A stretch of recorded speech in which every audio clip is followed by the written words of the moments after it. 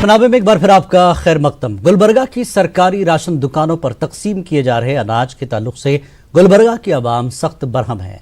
यहां सिर्फ चावल और गेहूं तकसीम किया जा रहा है, दूसरी जरूरी अशिया तेल, मिर्च, नमक और दालें वगैरह मुहैया नहीं कराई जा रही हैं, जिसकी वजह से आवाम सख्त बरहम है।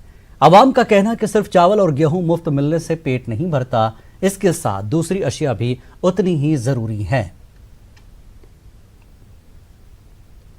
मतलब क्या है, 5-7 किलो चावल देते थे एक मेंबर के हिसाब से, अब 5 किलो दे रही, एक कार्ड पे 2 किलो गेहूं दे रही। महीना भर बस होता, साबुन नहीं, सरफ नहीं, दाल नहीं, तेल नहीं, कुछ भी नहीं। लॉकडाउन का मतलब यही है, उल्टा काम करके देने का मोदी का फैसला यही है।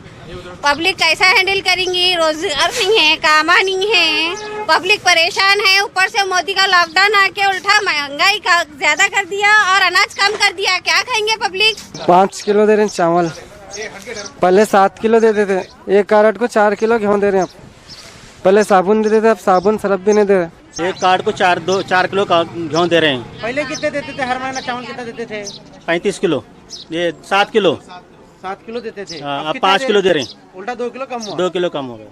हाँ, चावल मिला फ्री राशन से। ये क्या पैसे से मिल रहा, फ्री में दे रहे हैं अभी? फ्री में दे रहे। क्या क्या मिला तुम्हारे खाला? 4 किलो गेहूँ, चावल। बिस्मिल्लाहिर्रहमानिर्रहीम। राशन तो फ्री मिल रहा है, चावल फ्री और गेहूं 4 किलो दिया है।